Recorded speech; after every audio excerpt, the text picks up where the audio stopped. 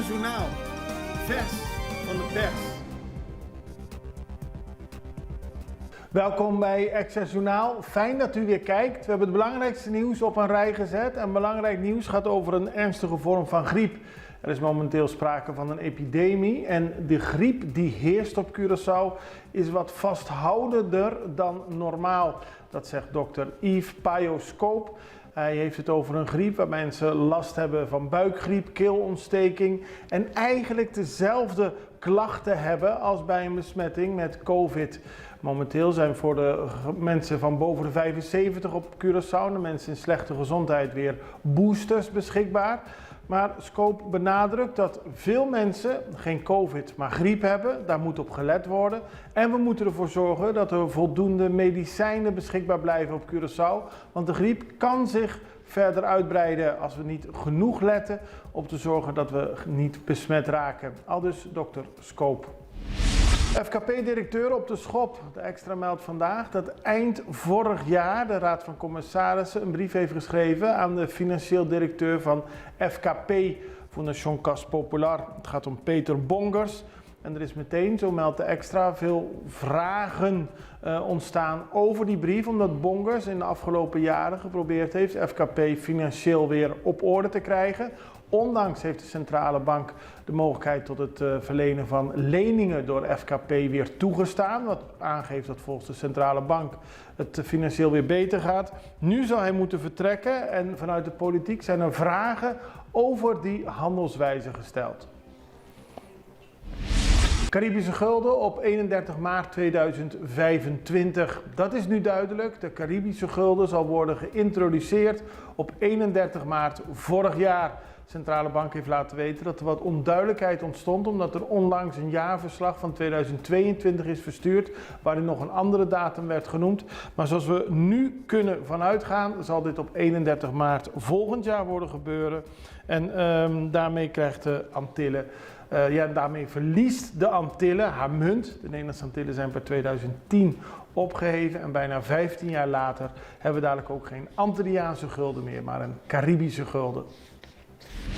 Inbraak bij IJszaak. Vanochtend heel vroeg hebben onbekenden ingebroken bij een filiaal van Baskin-Robbins in Brievengat. Ze hebben de deur opengemaakt en ze hebben verschillende zaken kapot gemaakt om maar bij de kassa te komen. De kassa is meegenomen. Naar verluidt zat daar geld in. Dat is niet momenteel bevestigd, maar in ieder geval dat wordt nu gemeld. Ook de Extra schrijft dat. En er wordt nu gekeken of de dieven weer gepakt kunnen worden. Zowel de veiligheidsdiensten als de politie was vanochtend in alle vroegte bij het filiaal. Er wordt onder meer bij camera's gekeken of er wat te halen is om erachter te komen wie dit gedaan heeft. Kustwacht helpt op Klein Curaçao. Dat gaat over een bericht van iemand die gewond raakt bij Klein Curaçao. De man die gewond raakte op Klein Curaçao en gewond, hij raakte onwel, is de officiële omschrijving. De kustwachthelikopter werd na deze melding geactiveerd om de man te vervoeren. Hij werd naar de Megapier gebracht waar een ambulance hem opwachtte om hem naar het Curaçao Medical Center te brengen. Dat ligt, zoals u weet, om de hoek van de Megapier. Veel voorbereidingen. Fuikdag aanstaande zondag. De eerste grote activiteit van het nieuwe jaar. Als we de jaarwisseling op het Brionplein even niet meerekenen. Maar in ieder geval Fuikdag, grote dag. Heel veel mensen gaan daar naartoe. En de kustwacht, de politie en de andere autoriteiten gaan flink controleren. Dat is gisteren ook weer bekendgemaakt tijdens een persconferentie van de overheid. Het doel van de controles is om te garanderen dat personen zich aan alle maatregelen houden. En volgens Charlie Clement van de kustwacht moet iedereen van tevoren weten, daar ga ik naartoe vandaag en hoe kom ik weer terug. Niet dat er om 5 uur opeens geen boot meer op je te wachten is, dat de boot al vertrokken is. Iedereen is verantwoordelijk om te zorgen dat ze vanaf 5 uur weer weggaan naar de kust. Het is niet toegestaan om het feest voor te zetten in een andere baai. Fuikdag duurt de hele dag, maar moet afgelopen zijn als de zon is ingedaald. En dan heeft de rechter op Bonaire Clark Abraham veroordeeld voor het betalen van een boete.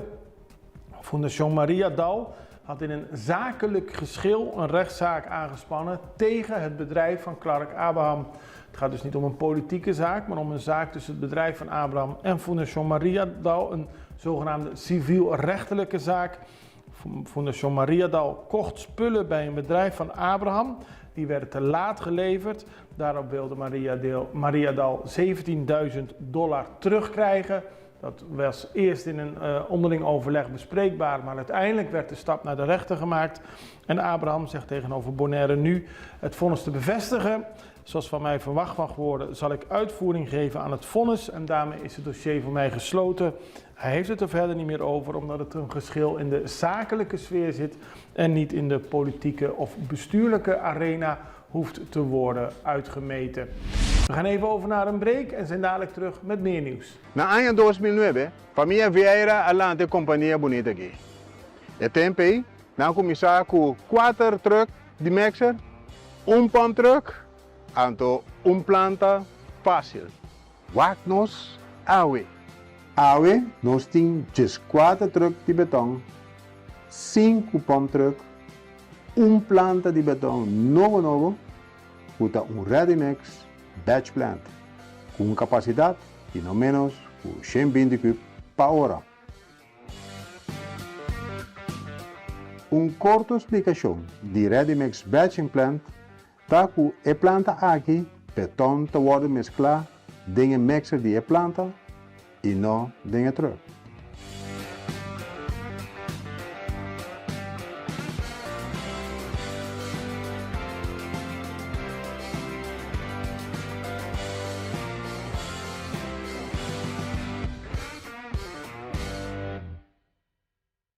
We gaan zo even een trailer bekijken van een film die heet Invasie.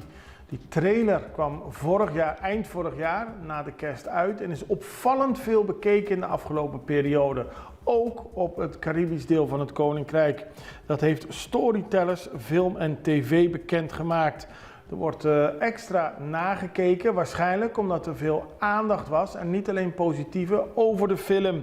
De film Invasie gaat over een aanval van een dictatoriaal buurland op Curaçao en Aruba.